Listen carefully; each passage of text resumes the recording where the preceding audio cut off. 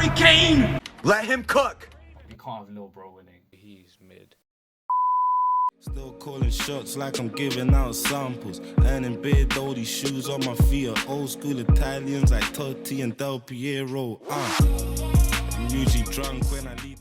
Yo, what's good guys, this is your boy Prem. Welcome back to Prem and today we're doing a Champions League episode today. We're going to be making predictions for the quarterfinals, the semi-finals and the final. And I'm going to be filling in my bracket, but before we get in the video, audio listeners, follow the pod on Spotify, drop a 5-star review, YouTube, like, comment, subscribe. Yeah, comment down below your predictions as well. And follow the pod on all socials as well, TikTok, Insta. We're going to be putting a lot of clips there. Let's get into the video. We have our 8 teams in the quarterfinal. We got Man City, Arsenal, PSG, Atleti, Dortmund, Barca, Bayern and Real Madrid. All these 8 teams. I'm not gonna lie, this is a sick. Like, this is a stacked quarterfinal. Like, all these teams are big names. Even like Dortmund are, they're a Champions League team. They've been gone to latter stage of Champions Leagues. I'm sure they won the Champions League. They did a draw, and YouTube, you'll see graphic on the screen now of the bracket. And Spotify, I'm going to read out the matchups. So the first matchup we got Atletico Madrid versus Borussia Dortmund, and the second we got PSG versus Barca, and then on the other side of the draw we've got Arsenal versus Bayern, and then Real Madrid versus Man City. Now it's a very top heavy draw. There's one clear top side and there's another like weaker side, which I was very happy about. So many times we see like fairly like boring matchups, but if you could have picked like a draw, this would be like the dream draw. Like, if you're neutral, this is the draw you want. So we're gonna go through them one by one. We're gonna make my predictions, how the game's gonna go, who I think's gonna do well, and then we'll deal with the semi-finals and the finals, and I'll complete the bracket, and then by the end we'll have a Champions League winner. Alright, so first game, Atletico Madrid versus Dortmund. Both very similar teams, actually. Both have top goalkeepers, Kobo and All Black. I wouldn't be surprised if this ends up being the battle of the goalkeepers. Atleti, they do have some top players. Griezmann's clearly the standout for Atleti, and Dortmund don't really have a standout, really. I mean, I don't even want to say Sancho because he's not really standout. Like, he's not even been that good.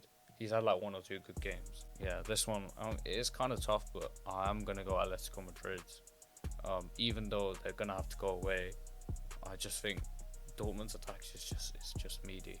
Full crook, he's aight. Marlon, Brandt, Sancho, like they're aight, but I think Griezmann's better than all of them, and I wouldn't be surprised if he becomes the star of the show. It's really gonna be a battle between 2 goalkeepers. I wouldn't even be surprised if this gets like done in the first leg. That's how confident I am. Atleti have been really good at home as well in La Liga. Atleti, they beat Inter, and they managed to hold on against the dominance of Inter away. So I think they'll be alright holding on to Dortmund, like, I can't really see them winning unless it's like maybe a penalty shootout. But even then, yeah, this one I'm gonna go Atleti. If you want to talk about like character as well, Atleti have been there, done that. They've been getting to Champions League finals, semi-finals.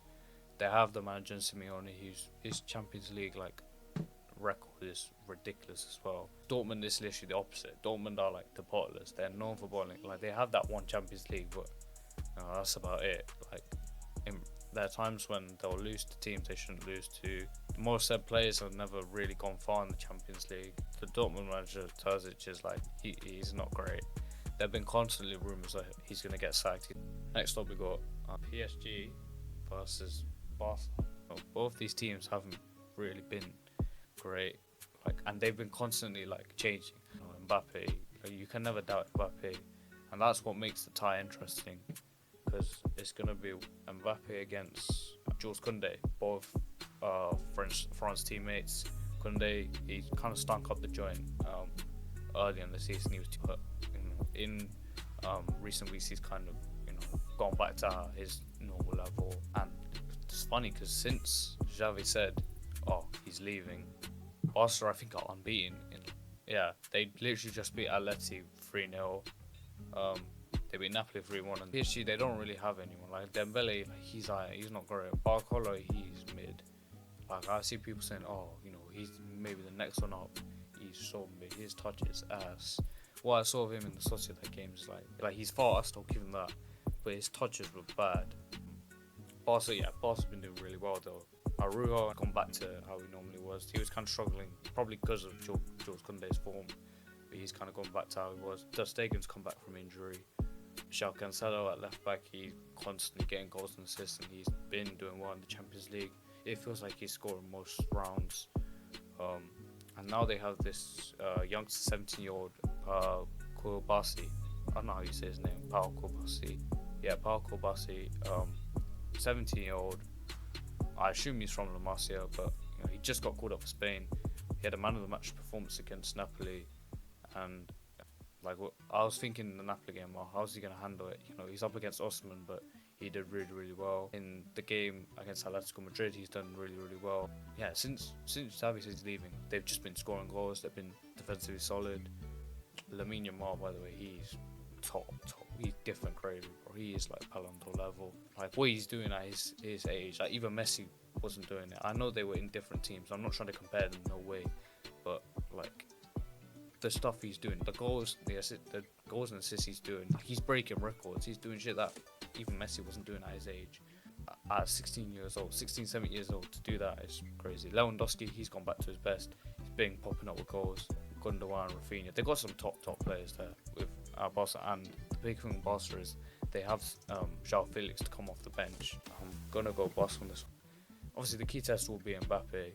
The first leg is at the Parc des Princes. The first leg I think will be tight. I know people are gonna say, oh, but last time Mbappe slapped up a hat trick at the Camp Nou against Barca, but that was behind closed doors in a Barca team that had some shocking players. And they had a Ronald Koeman, so that Barca team is far off this Barca team. This Barca team's a lot better than that. When you have Ter Stegen, so he's another top goalkeeper.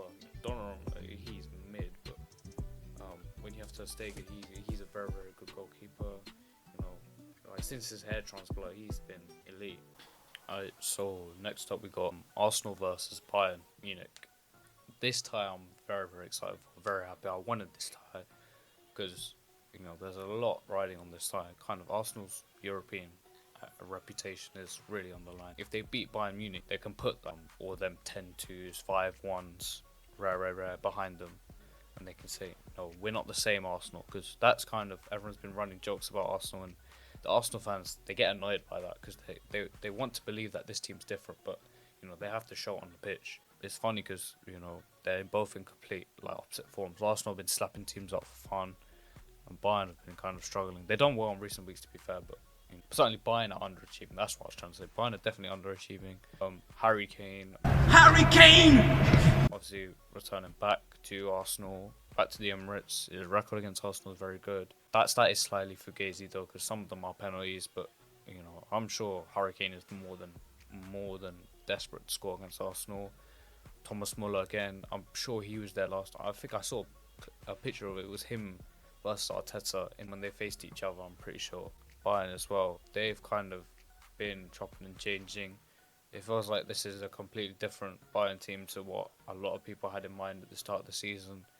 Kim Min-jae's been kind of dropped to the bench for fucking Eric Dyer and Matthias de Ligt. Yeah, Kim has been dropped to the bench, which is very surprising. Serie A Defender of the Year, linked with Manchester United. One of the best defenders last season. To see him getting benched because of Eric Dyer kind of explains why Tuchel's not going to be there. Mitch has been kind of shifted to right back because the midfield just hasn't really been working for Bayern. They've gotten Pavlovic, he's done alright. And they've Bayern have had a couple injuries at left back. Davis has kind of been injured a lot this season. He doesn't really seem anywhere near his best. Kingsley Coman's injured. Bayern's team has been chopping and changing all season. Whereas Arsenal played literally the exact same team all season. They'll make maybe one change. The only changes they'll make is Kyrgios coming for Zinchenko. Yes, and Trossard will come in for Martinelli every now and then. But that's about it. Arsenal, that's the one thing Arsenal, they played the exact same team every week, and it feels like all the players know each other well. David Raya settled down, and he's kind of turned it around. He started at the start of the season, everyone was kind of confused about the whole Raya Ramsdale situation. Now, if you ask any Arsenal fan, they will say that was Raya. They don't want to see Ramsdale play again, especially after the Brentford game. Yeah, Saliba and Gabriel, they've been monsters in defence. Important thing of this is apparently the Bayern fans aren't going to be allowed to go to the Emirates. Like they have like a one game ban, like one away game ban. The fans aren't allowed to go to the Emirates because I think they did something in Lazio game. I'll put like the quote on the screen. If I'm wrong, I'll say I'm wrong. I'll edit it and say I'm wrong, but I'm pretty sure they're not going to go to the Emirates. And I think so the Emirates is just going to be full of Arsenal fans, which gives a huge advantage to Arsenal and may help them even get it done in the first leg. And I'm actually going to go with Arsenal on this one. You guys are probably surprised thinking, Champions League heritage, but this one I think Arsenal win. I think they get it done in the first leg as well. Allianz will be difficult, and Bayern will certainly score. Whether it's Harry Kane or Thomas Muller, one of them will score. But I do think Arsenal win this. I just think the quality, I know, reputation, character and heritage is huge in football, but it gets to a point where the quality of the team just outweighs all of that.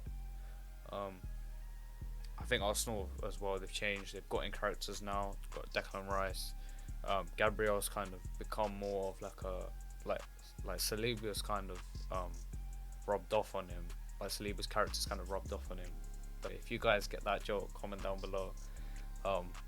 Saliba and Gabriel, they've both kind of been very composed this season. Gabriel's usually known for getting loads of yellow cards. He's been getting red cards in previous season. This season he's kind of not really put a foot wrong. He's been very sensible in the way he's played. Kyrgios's done well at left back. He's much better defensively than Zinchenko. Ben White's been doing well at right back. And the players they have now, Ben White, Declan Rice, Kai Havertz, William Saliba, Jorginho, these are not necessarily big game players, but they're players that don't seem to get emotional and don't really seem to be nervous. Everyone's talking about Saka saying, Saka's disappearing, Odegaard's disappearing. But the other guys, they've been kind of, they don't really seem to be that fast. Even when Arsenal are losing, they don't really seem to be that fast. And you need them kind of calm, composed players in the Champions League. Whereas I think with Bayern if Arsenal take the lead, I think Bayern's heads go. That's what it feels like whenever I see Bayern go 1-0 down. You see all the players drop their heads, and this Bayern team doesn't feel like a proper Bayern team. Bar Muller, there aren't really any leaders. I don't think Neuer's really the leader he once was. I don't know if all these players are really Bayern Munich standard players, but I am gonna go Arsenal. The second leg I will be very, very nervy though, and when you have no Bayern fans away, that could help Arsenal out a lot and give them the confidence. It's gonna be like a fucking training match for Arsenal. This one really, Arsenal, this is kind of your chance to really show that you are a big European team. And last but most definitely not least, this by far the standout tie in the quarterfinals is Real Madrid versus Man City. These two teams are the best teams. One thing we'll say, it will be a good game of football. The first leg is at the Bernabeu, which changes things a lot, because when the second leg's at the Etihad, City's record at the Etihad is really, really good. Real Madrid have been, flying in La Liga this season, kind of cruising towards the title. Even though they've had injuries, it hasn't really seemed to affect them too much in recent weeks. Vinny's been doing really well. Bellingham, obviously the boy, Jude Bellingham, been turned up, top scorer in La Liga. I think he's up there in terms of Champions League top scorers as well. Could potentially win that. He's been flying since he joined, not really put a foot wrong. Rudiger's come back from injury. He's been elite this season in La Liga. Kroos, he's come back to last season. Kroos wasn't Kroos and Modric. They weren't really that good. You thought, their legs have gone. Are they really that good? But credit to Ancelotti, he's kind of managed to get Kroos to play as a six and surrounded him with Valverde, Tchouaméni to kind of cover.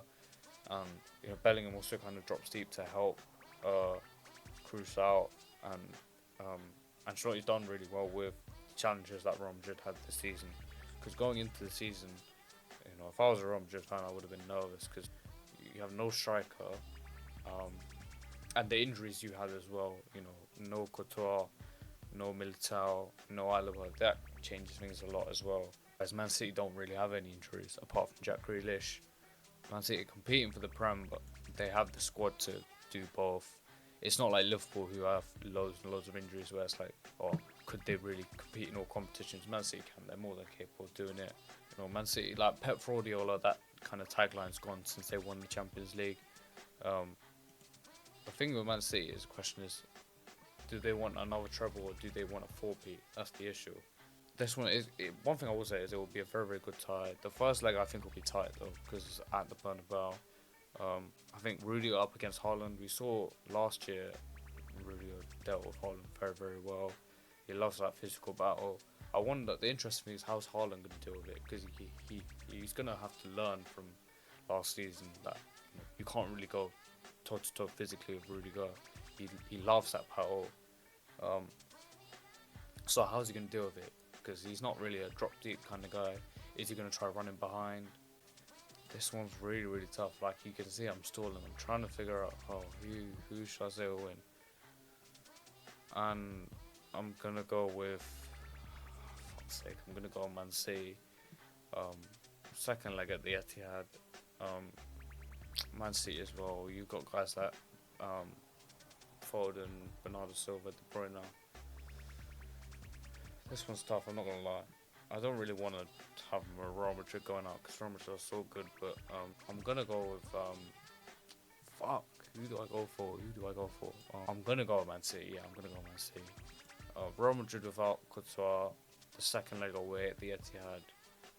I just think, well, both teams are gonna score, but I just think, the second leg, I think Man City's they're gonna win it clutch. But I just see Man City winning it. But I would love to be wrong.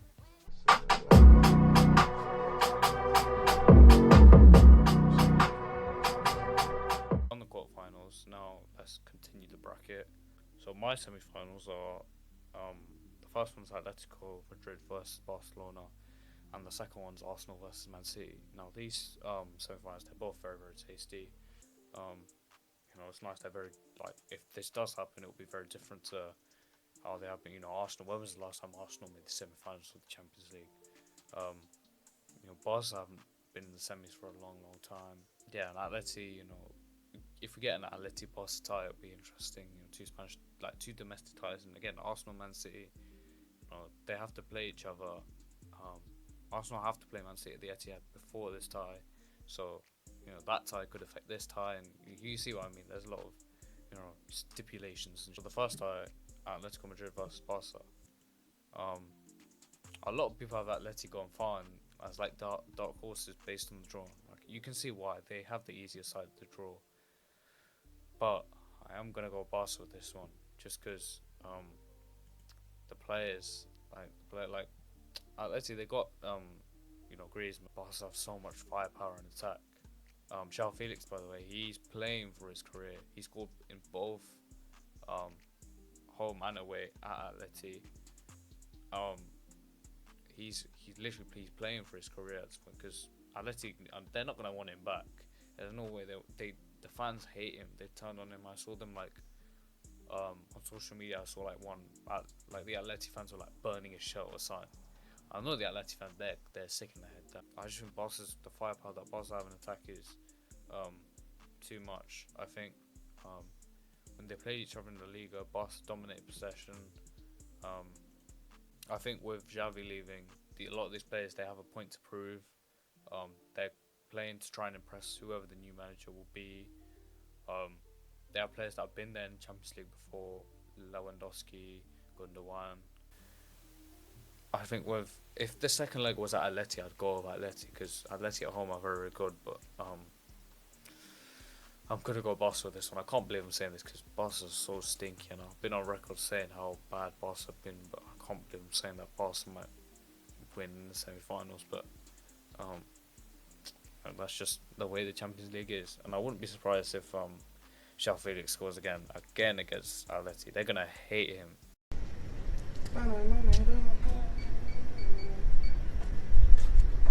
Oh, I guess I forgot my code. cut. Yes, they did. They must have cut me. I'm sure that was fucking mad, you know. Like I've predicted Barca to go to the Champions League final. I can't believe it.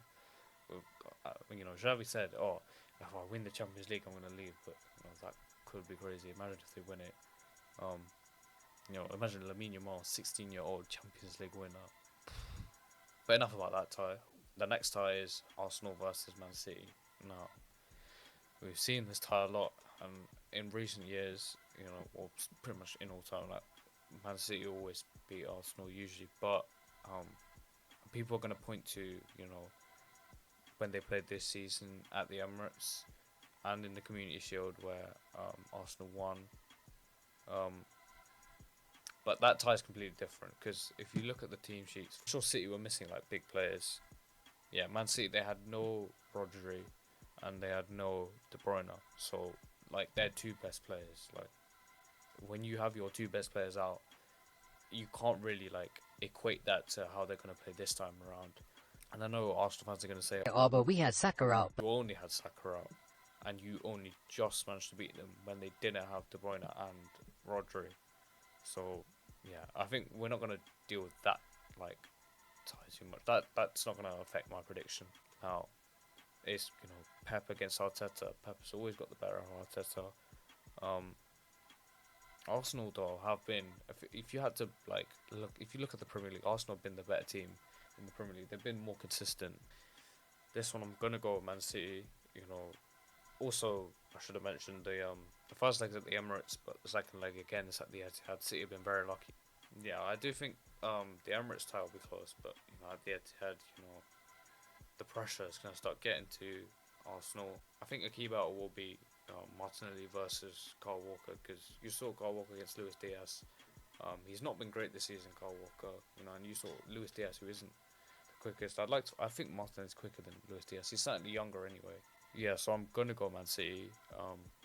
But to be fair, Arsenal, if you go out in the semi-finals for Arsenal, this is like a good achievement.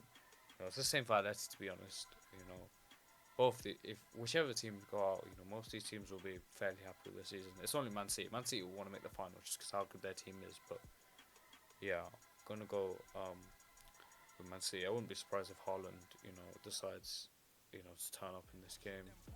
De Bruyne always does well. De Bruyne always does well against Arsenal. I don't think Pep will want Arsenal to win. I don't think Pep will be able to handle it. You can't have little bro winning. And if you wanna chat West, I'm sliding again. We're sliding again. Got 'em hiding again. They don't really want a man, then whining again. I'm too old to be knowing these faces. I told little man go on, you one you see looking up. Now, my Champions League final prediction.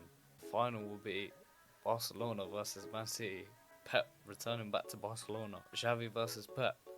Gundogan return back to Man City. You know, the storylines of this tie, if it happens, are very good. I highly doubt it will happen. You know, maybe Man City will get to the final, but if Barca make it, you know, I'll be surprised. Even though I predicted them, it's like you can never really tell with this Barca team. Yeah, you know, Lewandowski against Pep's former manager. This one, I'm not gonna lie, I can't really sit and pretend, oh, this one will be a difficult game. But I expect Man City will win this fairly comfortably. I think Barca will get humbled. I won't be surprised if this is like a high scoring final as well. I think the quality of Man City is just far superior to Barca. You know, maybe if Atletico goes through, it'll be different. But with the forwards that Man City have, you know, Haaland, De Bruyne, Bernardo Silva, Man City will dominate the ball. I can't really imagine how Barca can deal with Man City's press. Yeah, and I think, you know, unfortunately, Man City win the Champions League again. God forbid, but you know, I have to be fair, I have to be neutral. Yeah, I'm gonna go Man City for this one. It pains me to say it, but yeah, Man City, I think they win the Champions League. We'll see, you know, when these legs happen, what the result is. But yeah, that kind of sums up that video. I hope you man enjoyed it. Yeah, as I said, we'll go through the results of the quarterfinals when they happen. But I'll catch you man on the next step. Peace. Bye. Falling in love. Yo. First things first, fuck everybody. I learned the hard way, don't put trust in anybody. Getting comments all the time, it was playing with my mind. I was just a kid and no one thought to check up on me. I ain't a fool no more. I'm 20, no I ain't inside the school no more. AJ, they don't know we ain't cool no more. We ain't cool no more, nah, nah, nah. Why they wanna take my kindness for weakness? Had to discard all my feelings. It may be hard to perceive all of my past and future achievements. And ever since I lost a couple kilos, the dot come fat and Dino. I've come so far, I worked so hard, was my witness, yeah, he knows. I wasn't happy with myself, I was never enough. Conversations with myself, think I'm falling in love. I wasn't happy with myself, I was never enough. I think I'm falling in love. I think I'm falling in love. Falling. I think I'm falling in love. I'm falling. I think I'm falling in love. Yeah, yeah, yeah. I think I'm falling in love.